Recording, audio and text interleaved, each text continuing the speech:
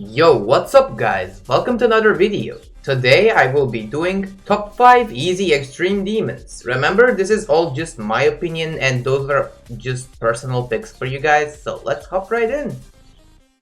On the number 5 spot we have Cyclone by Bionox.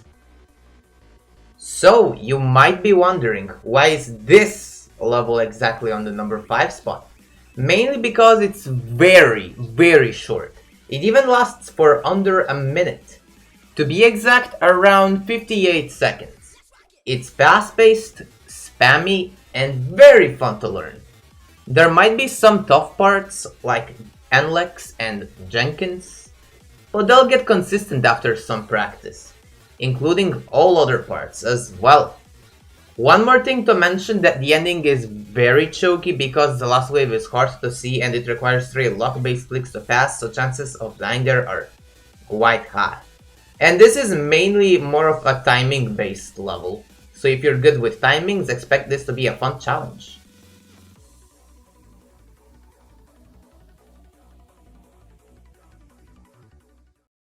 On the number 4 spot we have Penumbra by Zephyrox. Another wonderful looking level made about 2 years ago. The gameplay in this level is very straightforward. This one is longer than Cyclone though, but a bit easier. One of the good entry extremes to improve you with overall everything. Cube, ship, wave, almost every game mode. It has alright balancing as well. At the drop it requires a bit of memorization, but once memorized you can pass it most likely every attempt. Also, this level is known for having one very hard wave part in the middle of the level at about like 57%. Which is very challenging and very hard. It could get consistent after enough practice. Final hard parts are one swing cutter with quite a nerve-wracking ending, but the ending is quite chill. Not hard at all, but it's still very easy to mess up, so pay a high amount of attention.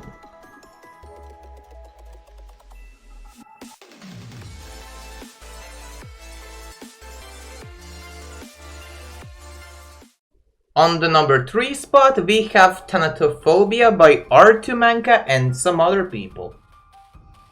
Made about 1 year ago and then it became very popular. This level is known for having a quite challenging and likely boring first ship part as well. After that you'll get across a quite annoying pre-drop. But what saves it is that it has very good sync, so you'll most likely get consistent with it just by clicking to the beat of the song. Then after that you're going to get to one very slow part. It's still annoying, but then after that you're gonna get to the drop, the most fun and the most satisfying part in the whole level. It's very fun and way better than the parts that are before it. This is the part of the level where you'll most likely get quite far. It also has very good sync as well and very nice atmosphere. It can also give some creepy vibes. Learning it is super fun and beating it is pure satisfactory.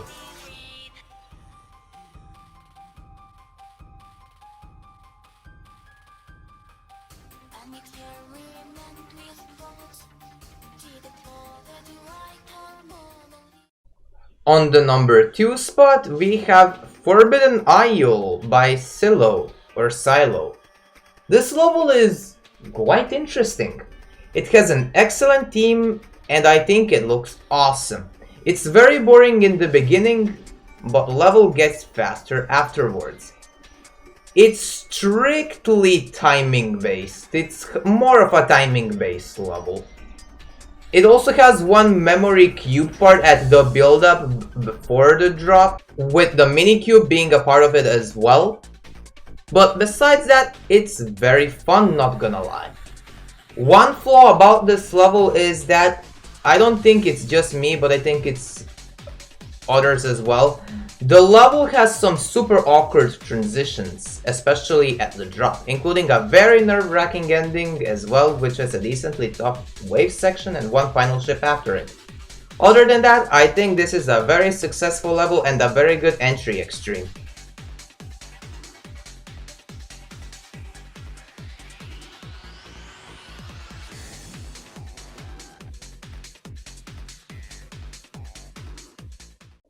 On the number 1 spot, we have Aku by Neigefeu.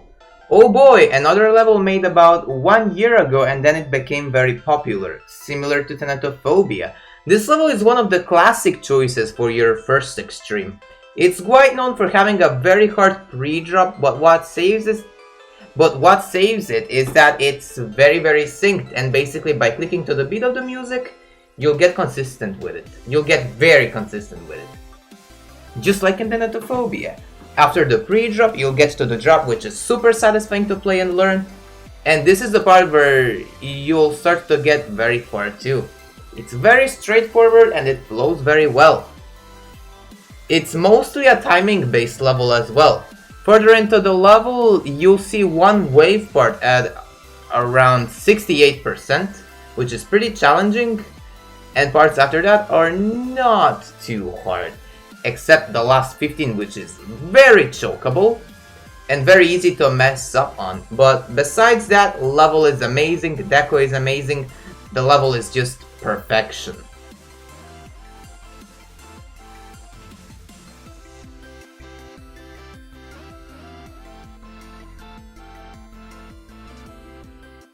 Did you think that was it? Well, guess what? I have a bonus for you guys. Let's see. As a bonus, we have Red World by Sari. If you are seeing this level for the first time, you will probably ask if this really got rated. Well, the answer to that question is yes, it was rated about a month ago. Main reason to that is because it was fixed. In the past, in 1.8, since this level was made in that update, nobody could get past 2%, probably because the object was either deleted or it was changed to be a detail. The level is actually possible and completable now. Now onto the level itself, it's not really that great. It suffers from being unbalanced, inconsistent, and not really fun to play. The first 50% is super easy and consistent, and then after that the level bumps up in difficulty by a huge shot, with the hardest parts being the 57th ship and the last 20%. Some people even consider the last 20% of this level to be harder than in Red World Rebirth by Riot.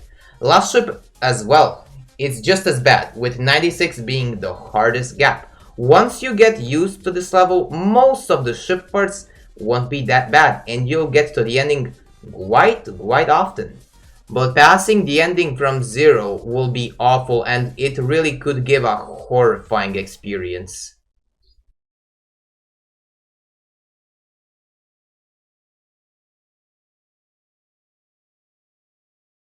And I guess this is the end of the video. Thanks a lot for tuning in. Remember, those were just all my personal picks for this video, and this was all just based off of my own personal opinion. And I guess I'll see you guys in the next joint. See ya for now.